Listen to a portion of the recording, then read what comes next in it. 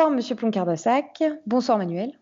Bonsoir Diane, bonsoir Bonsoir docteur. Diane, bonsoir Manuel. Bon, on fait cet entretien vu l'actualité qui découle de l'arrestation de Hervé Ryssen. Donc, posez-moi les questions que vous voulez. Alors, Hervé Ryssen a été incarcéré à Fleury-Mérogis le vendredi 18 septembre 2020 en exécution de 3 condamnations à des peines de prison ferme pour propos antisémites ou négationnistes. Ryssen a été présenté à un magistrat en vue de l'exécution de 3 peines prononcées en 2017 et 2020, pour un total de 17 mois d'emprisonnement. Quelle est votre première réaction ? Bon, je ne vais pas m'attendir sur ce qui lui arrive. Pour une raison très simple, que cet individu a été particulièrement ignoble avec moi, avec ma famille et avec mes collaborateurs dont vous êtes Diane. Je voudrais simplement faire remarquer un certain nombre de choses qui va se retrouver dans le communiqué que nous avons fait aujourd'hui, qui sera mis en ligne et que vous pourrez mettre en ligne avec cet entretien. Alors, à son sujet, je voudrais faire remarquer une chose. D'une part, son comportement qui est tout sauf digne, par rapport à ceux qui mettent en lumière, comme je l'ai fait, je pense avoir été d'ailleurs malheureusement le seul à le faire, son ralliement à la ligne sioniste de Zemmour, qui pousse les catholiques à se joindre aux juifs pour soi-disant combattre l'islam. Vous savez très bien ce que j'en dis. J'en ai parlé tout dernièrement dans l'entretien avec Jim Léveilleur. C'est clair et net, ces gens-là ont peur de leur créature, ils ont fait venir les masses musulmanes pour nous submerger, et maintenant que ces masses musulmanes sont ici, et que leur antisémitisme se développe de plus en plus au fur et à mesure des crimes d'Israël en Palestine, les Juifs de France prennent peur, dont Zemmour, dont Goldnadel, dont d'autres. Et ce que je trouve scandaleux, c'est qu'un Ryssen qui a tartiné sur le judaïsme se soit avili à soutenir cette démarche. Voilà ce que j'ai à dire.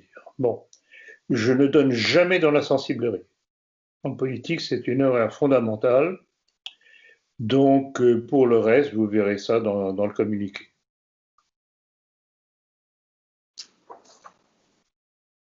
Alors, par contre, bon, je vais rebondir là-dessus parce qu'il y a des internautes qui se demandent, notamment, ils ont plusieurs commentaires qui figurent sur YouTube dans nos vidéos. Ils se demandent si vous vous êtes réjoui de son incarcération vis-à-vis de ce qu'il a dit de vous, de vos collaborateurs, famille, notamment de votre mère. Je ne me réjouis pas des malheurs des autres quand ça leur arrive. Je pense qu'il a récolté ce qu'il avait semé, parce que c'est pas tellement, à mon avis, ce ne sont pas tellement ses écrits, ce sont ses injures, ses propos vulgaires attaquant les juifs. Vous savez très bien quelle est ma position là-dessus, je n'attaque jamais l'ennemi. Je me contente de le décrire tel qu'il est par ses propres textes. Et alors, évidemment, quand on fait des attaques ad nominem, il ne faut pas s'étonner de se retrouver devant la 17e chambre. Voilà ce que je veux dire.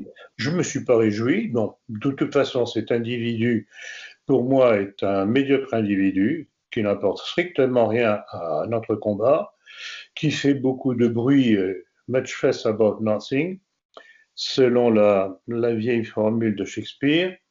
Et bon, c'est légèrement contraint et forcé quand même, vu le nombre de témoignages en sa faveur que j'ai vus. C'est pas étonnant quand on connaît nos milieux, ils sont à plat ventre devant ce genre d'individus et c'est dramatique. Ça explique aussi pourquoi notre pays en est où ça en est. Quand on adore de fausses idoles comme ça, c'est pas étonnant. Bon, je vais juste faire un petit rappel concernant ces condamnations, parce qu'en 2017, pour rebondir sur ce que vous dites, en 2017, il a été condamné pour des messages antisémites postés sur Twitter et sur Facebook. En 2018, c'était une vidéo intitulée « Les Juifs, l'inceste et l'hystérie », où il y avait une voix off derrière qui exposait les raisons, laissant penser que les Juifs seraient un peuple incestueux. Et en 2020, il a été condamné par le tribunal correctionnel de Paris pour contestation d'existence de crimes contre l'humanité. En cause, de multiples passages d'un livre qu'il a publié en 2018 qui est intitulé « L'antisémitisme sans complexe ni tabou, plaidoyer pour la liberté d'expression ». Il s'est fait éjecter à 2 reprises de Twitter. Ce n'était pas, et lui, pour lui, c'est parce que c'est lui, parce qu'il peut pas parler, etc. Non, il a été éjecté il a été expulsé en parlant de Twitter pour ses messages, comment on va dire, pour ses messages oui, un peu injurieuses. Et j'en passe. Parce que, bon, vu son niveau de langage, c'est normal qu'on le censure. C'est ça que je dis justement. Et moi, ce que je trouve absolument mais aberrant, quand on voit la liste de tous ceux qui ont pleuré sur ce qui lui arrivait, de Le Pen à Lescun, pratiquement tous ceux qui ont applaudi à ces menaces de mort à mon encontre et les menaces contre mes collaborateurs. Alors, je vais tout de même revenir, parce que tous les internautes qui demandent si je me réjouis, je leur réponds non, je ne me réjouis pas, mais je voudrais tout de même rappeler ce qu'a écrit Rissen à mon égard. Oui, en effet. Des menaces de mort et invitant à ma mort à venir déféquer sur ma tombe. Alors, je mets ces déclarations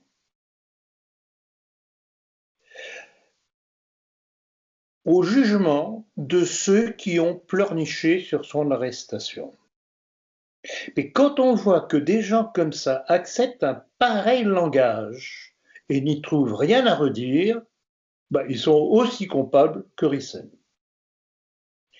Et je fustige non seulement ceux qui ont applaudi aux propos de Rissen, mais je fustige aussi ceux qui, tranquillement dans leur coin, sans rien. Donc voilà le milieu dans lequel baignent tous ces braves nationaux ou pseudo-nationalistes.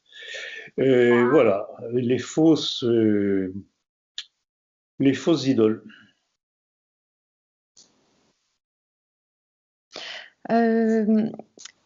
Égalité Réconciliation a publié 2 listes, une avec les noms de ceux qui se sont manifestés à propos de Rissen et une autre liste pour ceux qui ne l'ont pas fait. Votre nom figure dans la deuxième.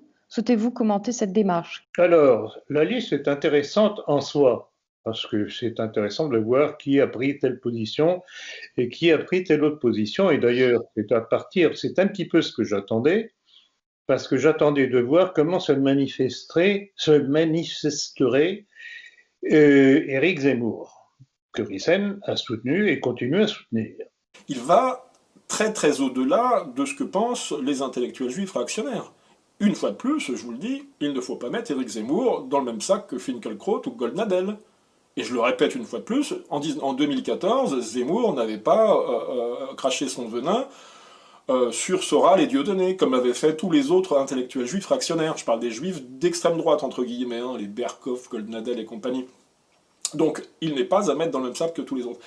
Et à ce sujet, j'aimerais attirer votre attention sur une contradiction de certaines personnes parmi vous. Vous me dites d'un côté, Éric Zemmour peut dire ce qu'il dit parce qu'il est juif. Il y en a beaucoup parmi vous qui pensent ça. Et qu'aucun goy ne pourrait dire ce qu'il dit à la télévision. Mais c'est une contradiction, parce que d'un autre côté, vous me dites, c'est un juif. Alors, s'il peut dire ce qu'il dit, est-ce que ne pourrait pas dire un chrétien blanc? Ça veut dire qu'il a le langage des chrétiens blancs. Et d'un autre côté, vous me dites, il est très juif. Non, s'il a le langage d'un chrétien blanc, c'est qu'il n'est pas très juif, précisément. Contradiction, chers amis. Vous voyez bien que c'est moi qui ai raison sur le coup. Éric Zemmour est en marge de la communauté juive, à l'extrême marge de la communauté juive. On se demande même s'il n'est pas en train d'en sortir. Mais arrêtez avec la République. C'est la République qui a perdu la guerre, monsieur. C'est la chambre de Front Populaire qui a appelé Pétain, qui a voté les pleins pouvoirs. Arrêtez de nous casser les pieds avec la République.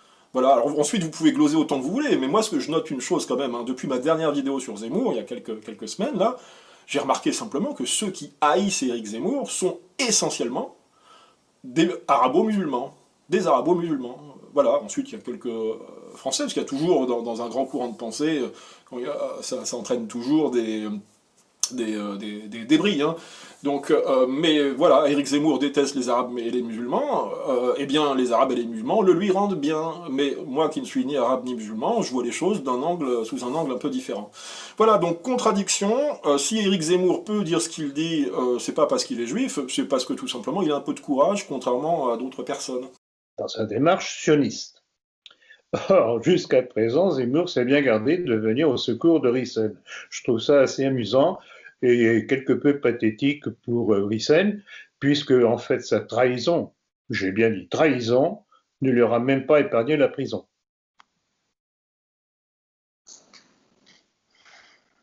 Bon, c'était la prochaine question qu'on allait vous poser, parce que Éric Zemmour, il ne s'est pas prononcé vis-à-vis de l'incarcération de Rissen. Qu'en pensez-vous exactement? Vous croyez qu'il va le faire, qu'il va continuer de s'abstenir? Écoutez, il aurait pu le faire, il aurait dû le faire, parce que tout de même, Rissen a passé son temps depuis presque 2 ans maintenant, je crois, à soutenir sa thèse de ralliement des nationaux et catholiques aux positions sionistes et juives en France, pour les défendre. Et le moins qu'il aurait pu faire était de dire que de plaider, rappelez-vous, enfin vous ne le savez pas encore, mais c'est dans le communiqué. Dans mon communiqué, je rappelle la déclaration d'Emmanuel Macron, président de la République, disant que tout est acceptable en France, le blasphème, etc. Donc je ne vois pas pourquoi tout un chacun ne serait pas autorisé à dire ce qu'il pense sur tel ou tel sujet. Et donc, rien que sur là-dessus, Zemmour aurait pu dire, écoutez, non, c'est pas normal, liberté de la presse, et se référer aux propos du président de la République, comme je l'ai fait dans le communiqué que vous verrez quand il sera publié aujourd'hui. Voilà. Le motif de son arrestation, hormis ses propos antisémites, c'était également d'avoir dit que les Juifs étaient incestueux, je crois. Et chose que vous-même avez pu prononcer, quoi. Oui, mais Diane, c'est ça. J'en ai parlé dans l'entretien avec Jim Léveillère, justement. Tout est dans la façon de dire les choses. Vous connaissez le langage de Rissen. Est-ce que vous pensez pouvoir comparer son langage avec le mien? Bah, il n'était pas insultant. Je veux pas le défendre, Rissen, hein. Il a balancé mon nom en public, et mon adresse et mon numéro de téléphone, mais je le défends pas pour ça. Mais par contre, c'est vrai que ses propos, dans ses vidéos, il n'est pas insultant. Le problème, c'est qu'il a accumulé sur lui toute une charge d'énervement du fait de différents propos qui, eux, n'étaient peut-être pas aussi corrects que vous pensez. C'est élégant, quoi, oui. Bon.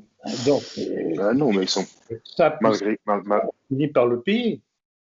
Malgré qu'ils sont pas corrects. Je me réjouis nullement. J'espère simplement que les jours qu'il passera derrière les barreaux le fassent réfléchir sur son comportement. T'allais dire, Manuel?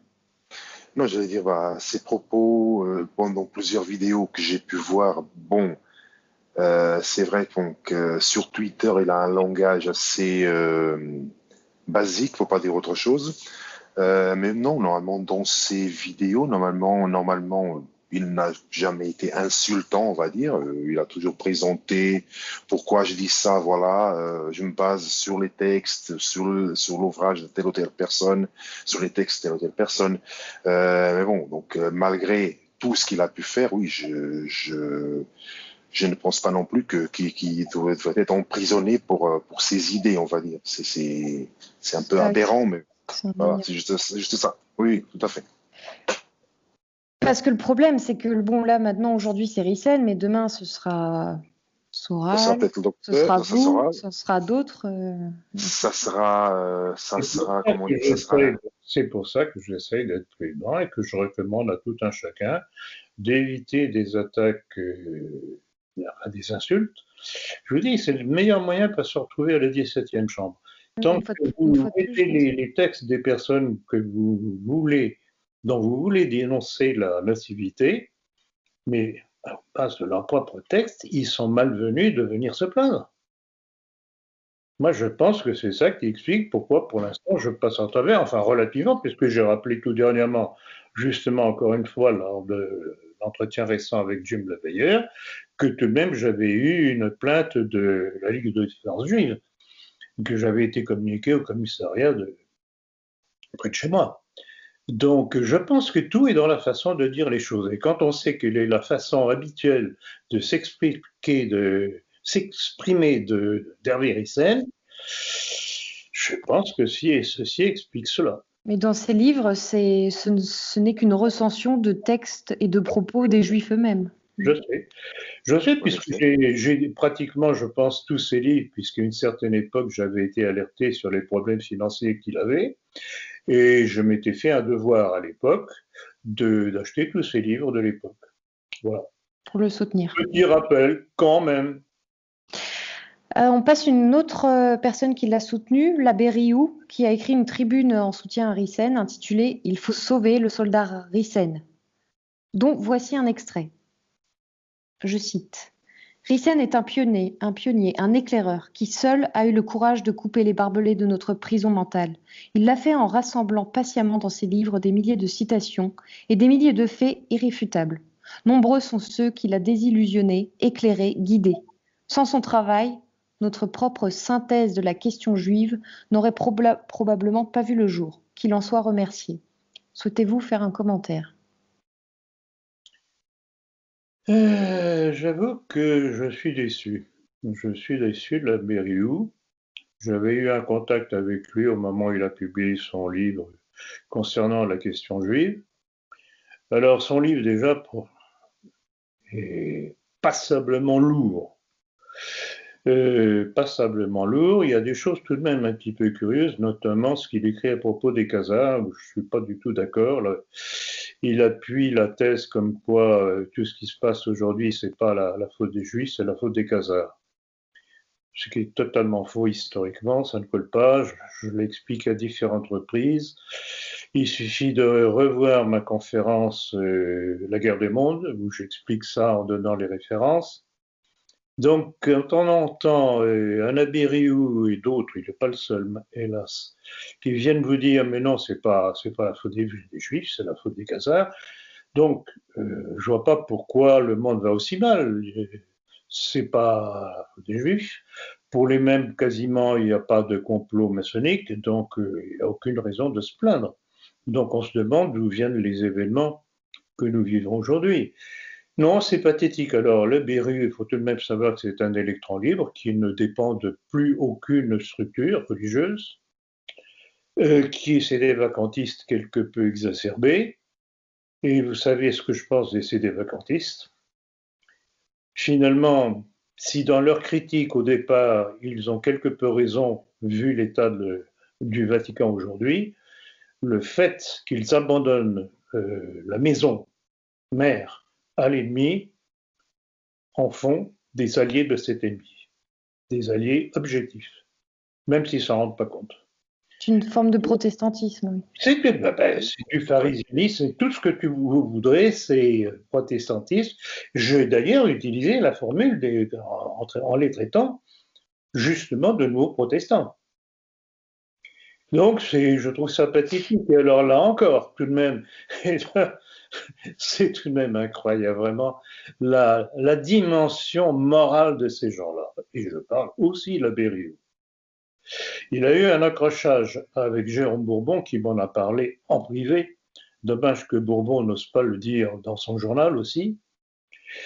Que Rioux lui avait fait de sanglants reproches pour avoir accroché Ryssen, lui reprochant justement sa position pro-Zemmour, donc pro-sioniste.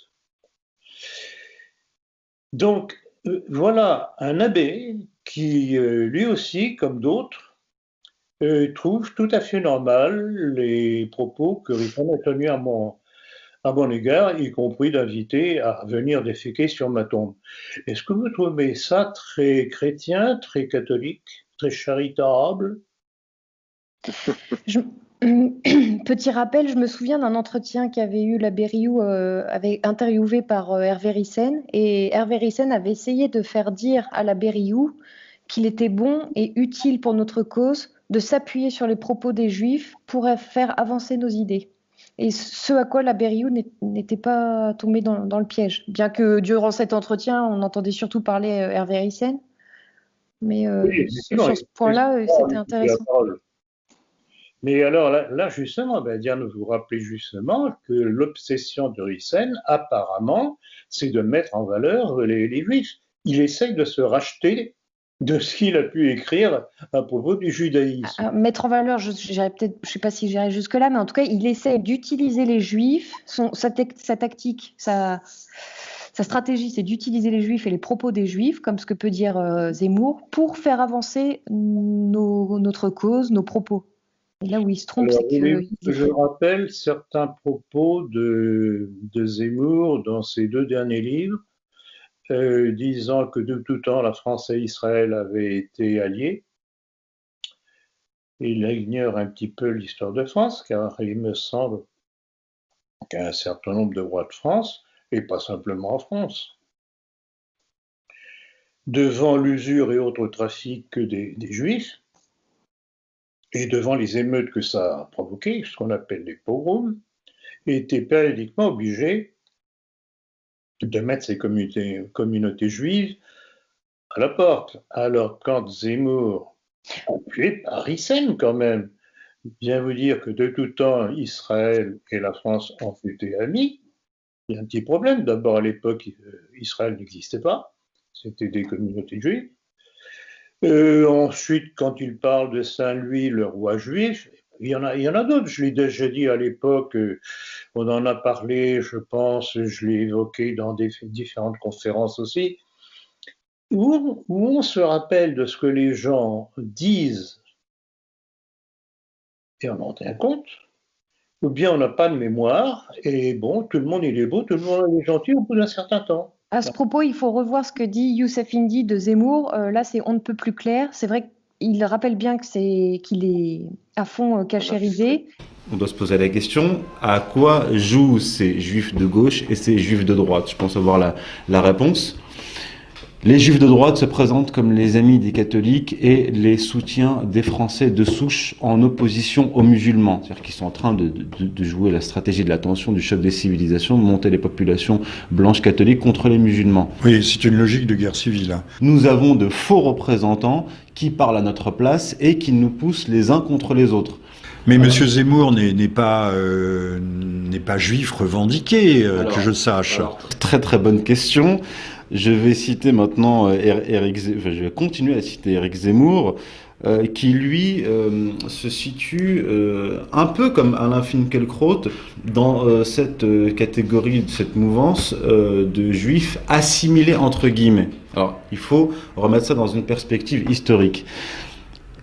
On perçoit Éric Zemmour comme une exception dans la communauté juive assimilée, etc. Alors que ce que les gens ignorent, c'est qu'il y a dans les courants du judaïsme un courant assimilationniste qui est né au XVIIIe siècle, issu de ce qu'on appelle le franquisme, c'est-à-dire de Jacob Frank qui s'est faussement converti. Le sabbatéo-franquisme. De franquisme. Or, le franquisme a donné naissance à plusieurs courants. Parmi ces courants, il y en a un qui s'appelle la Haskalah. C'est un mouvement qui est né dans la deuxième partie du XVIIIe siècle, dont le fondateur est Moses Mendelssohn, un intellectuel philosophe juif allemand, qui lui prônait l'assimilation des juifs, mais une assimilation d'apparence, c'est-à-dire se présenter comme un Européen aux yeux des Européens, mais garder son identité juive. Pourquoi est-ce que je dis ça? Parce que M. Zemmour, par exemple, dans Le Point, le journal Le Point, du 1er avril 2010, nous dit « C'est comme moi, je m'appelle Éric, Justin, Léon, mais à la synagogue, je m'appelle Moïse. » C'est-à-dire... Oui, il a 2 visages. Alors, maintenant, dans le journal Le Point... Sans être schizophrène. Ou sans être schizophrène. J'ajouterais qu'ailleurs, lors d'une émission, il s'est trahi parce qu'on lui a posé la question « Qu'est-ce que l'assimilation ?» Il dit pour nous, les juifs, l'assimilation, c'est retirer la kippa dès qu'on sort de la synagogue. Ça, ce n'est pas de l'assimilation, c'est de la dissimulation.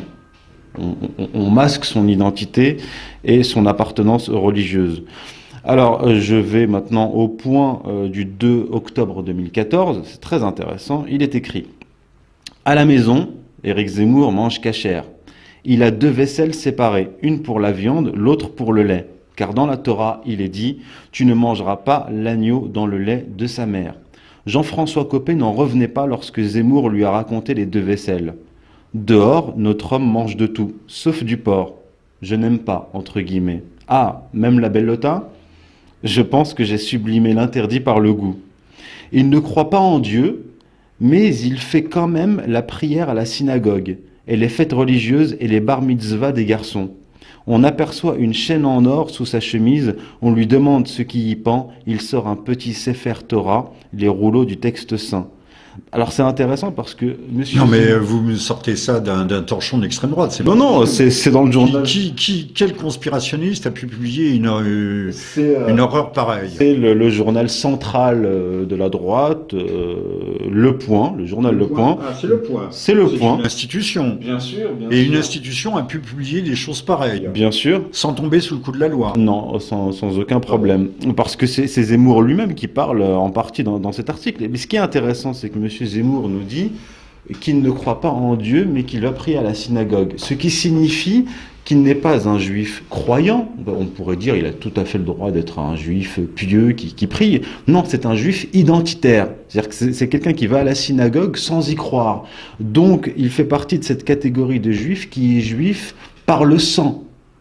Il a une conception identitaire, peut-être même raciale de la judéité, parce que si on va à la synagogue, c'est qu'on croit. Si on y va alors qu'on ne croit pas, c'est qu'on est un communautariste, un identitaire. Qu'il est infiltré et que sa véritable volonté est de la guerre civile et de détourner nos milieux. Si on va plus loin, et je ne sais pas jusqu'où ira cette démarche camouflée, à la Zemmour et à la Goldnadel, il ne faut pas oublier Goldnadel non plus, c'est que, à la limite, ils aimeraient bien que la France devienne juive.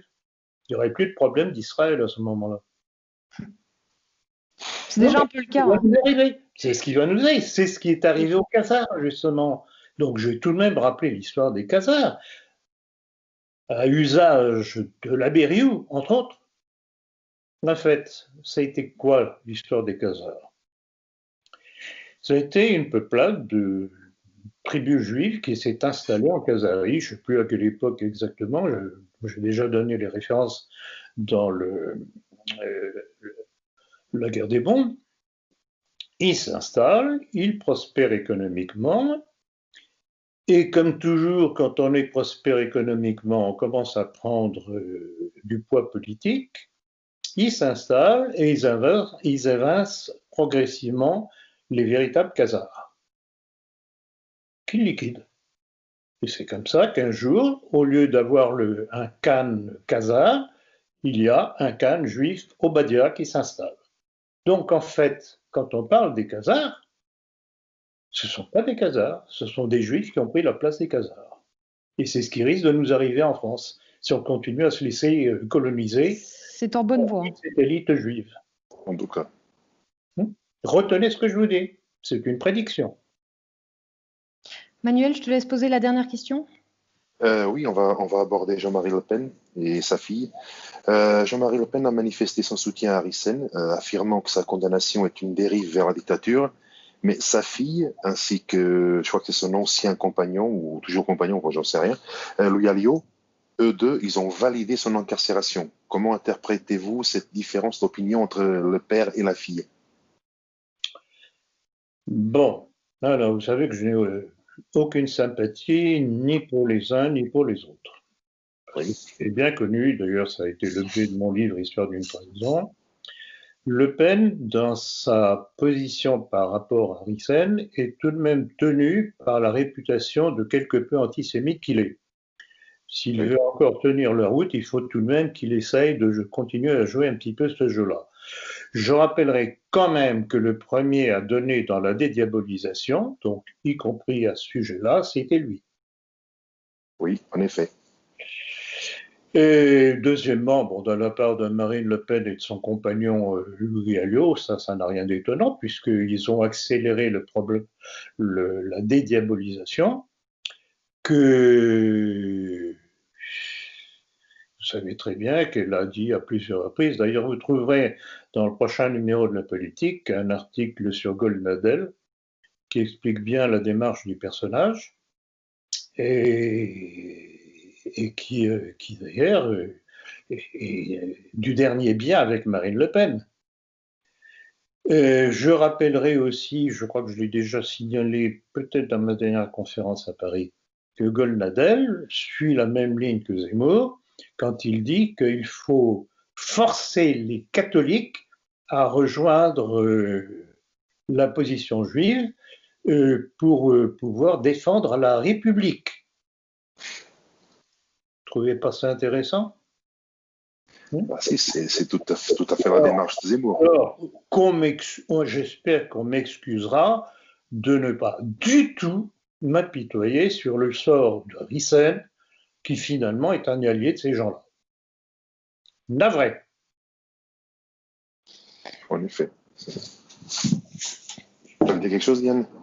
Non, je pensais peut-être qu'on pouvait conclure en disant, en reprenant la phrase que vous avez mise dans votre communiqué.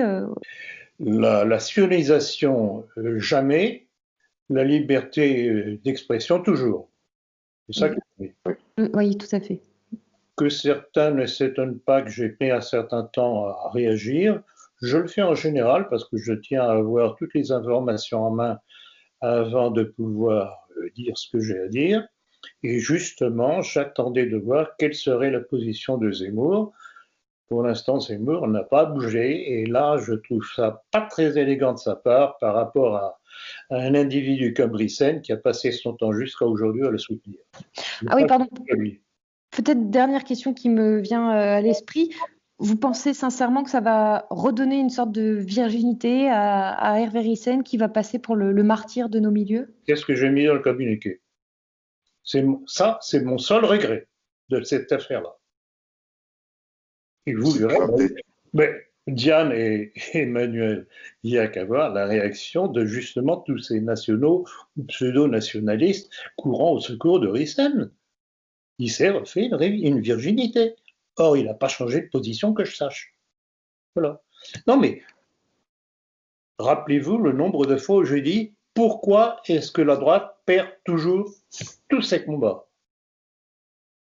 Voilà, tout à l'heure. Eh bien, nous restons en fait. Qui rappelle les gens à leur devoir et un peu plus de perspicacité et un petit peu moins de larmes à l'œil. Dernièrement, nous avons reçu un mail d'un correspondant qui nous a transféré les écrits de Florian Rouanet. Je vous laisse en parler.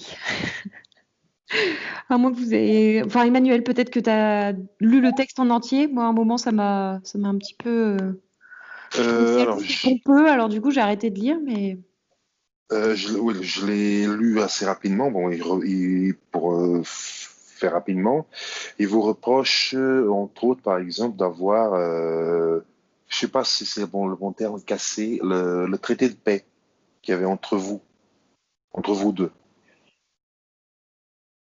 Que quand il a fait le communiqué. Un petit peu comme vous, Diane, j'ai lu son texte en diagonale qui était une prétention invraisemblable.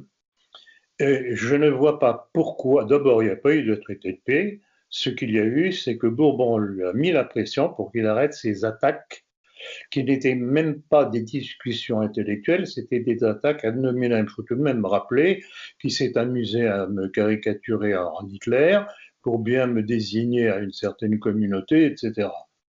Donc, pour moi, Florian, que j'ai bien connu, c'est pas par hasard que je l'ai mis à la porte de chez nous.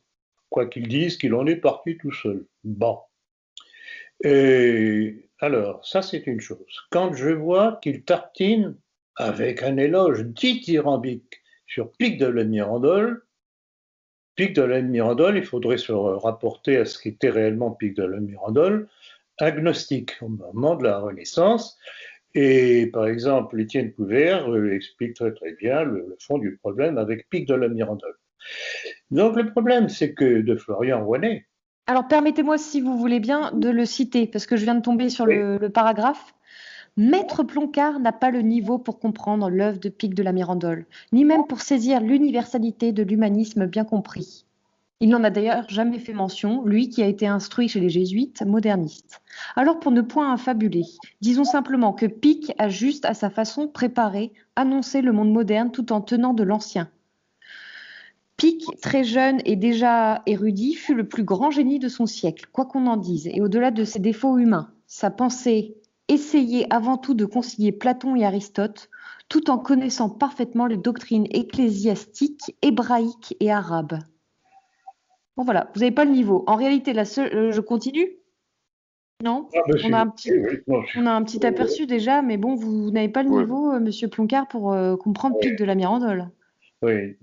Le problème, c'est que c'est un petit complexé.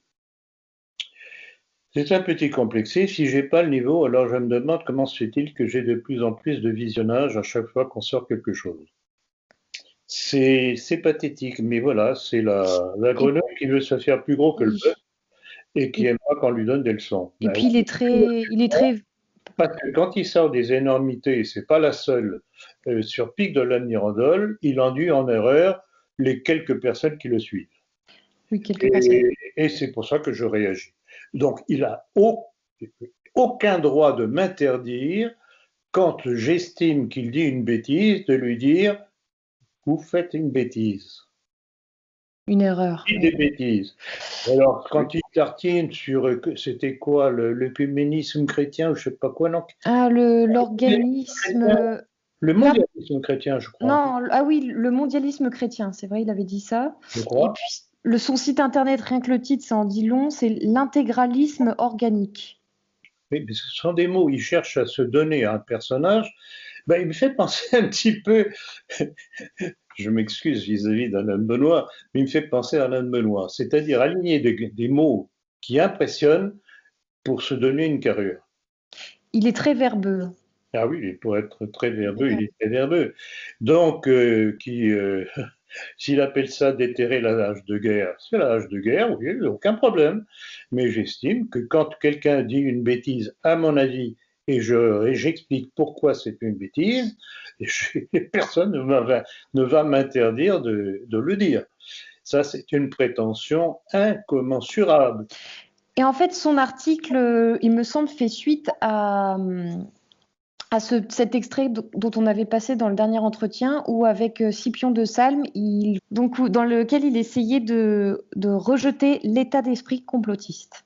Mais justement, c'est un peu trop simple. Donc le complotisme, c'est faire des liens artificiels alors qu'il n'y a pas lieu de le faire. Exemple, là nous sommes dérangés par le bruit du marteau-piqueur derrière. J'imaginais, c'est sûrement un complot des antifas pour saboter notre vidéo. Voilà, de vidéo. Je suis sûr qu'il y a un complot quelque part, voilà. Et on part de constat simple. Effectivement, c'est pénible ce bruit, mais Tout à fait. Tout à fait. Alors voilà l'individu qui veut donner des leçons. Alors qu'est-ce que c'est que ces individus, dont le petit Rouanet, qui viennent nous dire il n'y a pas de complot? Encore un. Non mais, à coup joue-t-il et qui est derrière lui? Qui est derrière lui? Parce qu'il y a certainement une influence. Donc voilà, je le renvoie à ses chères études qu'il n'a pas terminées, visiblement, et je l'appelle à s'informer de ce qu'il ne fait pas.